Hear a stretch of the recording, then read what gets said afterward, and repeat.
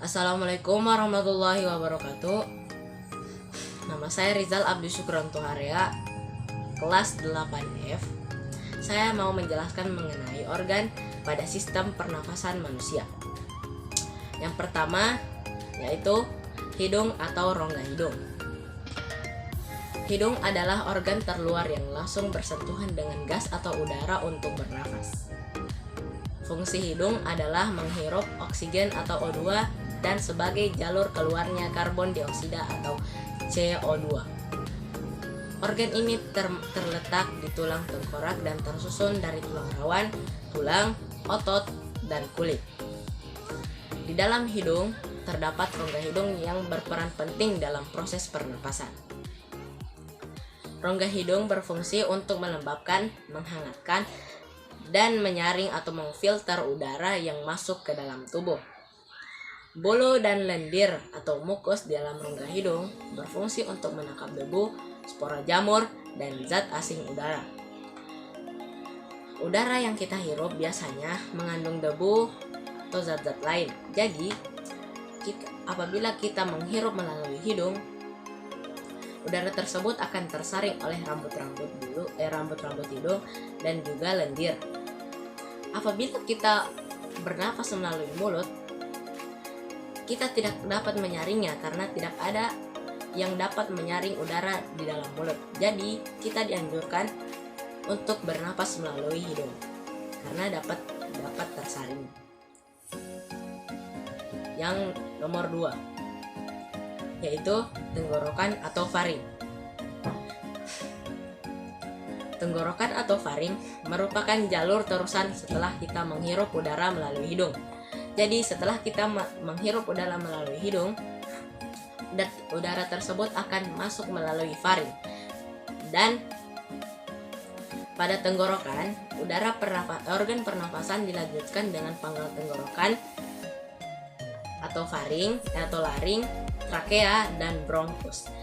Jadi faring adalah jalur terusan setelah kita menghirup udara dari hidung. Oke, yang ketiga yaitu pangkal tenggorokan atau laring. Laring atau dikenal sebagai kotak suara adalah penghubung untuk faring dan trakea. Jadi laring ini adalah penghubung antara yang tadi tenggorokan atau faring dan juga trakea. Di bagian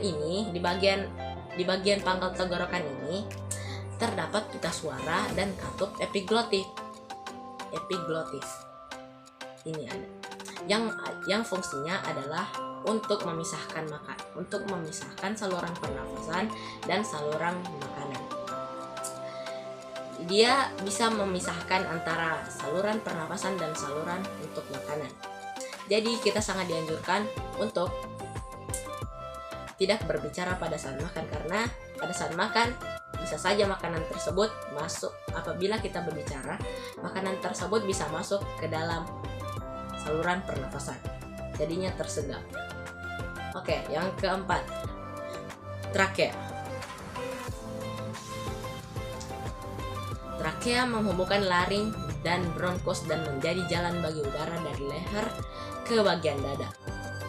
Bentuknya yaitu seperti pipa, tegak dan lurus. Fungsi utamanya adalah sebagai jalur udara untuk masuk dan keluar udara dari paru-paru. Jadi fungsinya sama kayak laring dan faring.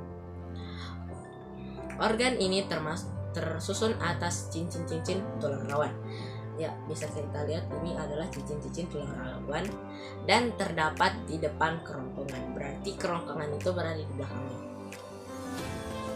Oke, yang kelima, bronkus. Bronkus merupakan percabangan dari trakea.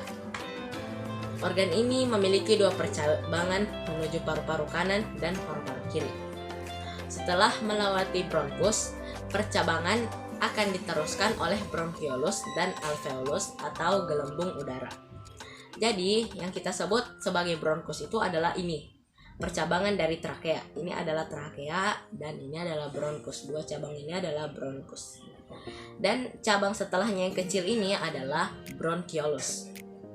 ini adalah bronkiolus, ini adalah bronkiolus, dan yang di ujung bronkiolus itu adalah alveolus atau gelembung udara. Disitulah terjadi pertukaran udara antara oksigen atau O2 dan CO2 atau karbon dioksida. Bronkus dan bronkiolus berfungsi sebagai jalur udara dari trakea menuju paru-paru. Nomor 6. Paru-paru. Paru-paru merupakan organ vital pernapasan yang dibungkus oleh lapisan bernama pleura. Letaknya berada di rongga dada di atas diafragma. Ini diafragma. Bentuknya mirip seperti spons dan terdiri dari dua bagian, yaitu kiri, ini paru-paru kiri, dan ini paru-paru kanan. Paru-paru kiri hanya memiliki 2 segmen, dan paru-paru kanan memiliki 3 segmen. Bernapas ada 2 macam, yaitu pernapasan dada dan pernapasan perut. Pernapasan dada yaitu ketika otot tulang berkontraksi maka udara masuk. Ketika otot tulang berelaksasi maka udara keluar. Pernapasan perut terjadi ketika diafragma berkontraksi maka udara masuk, dan ketika diafragma berelaksasi maka udara keluar. Oke, segini saja penjelasan saya mengenai organ-organ dalam sistem pernapasan manusia. Semoga lebih dan kurangnya saya minta maaf. Wabillahi taufik wal hidayah. Wassalamualaikum warahmatullahi wabarakatuh.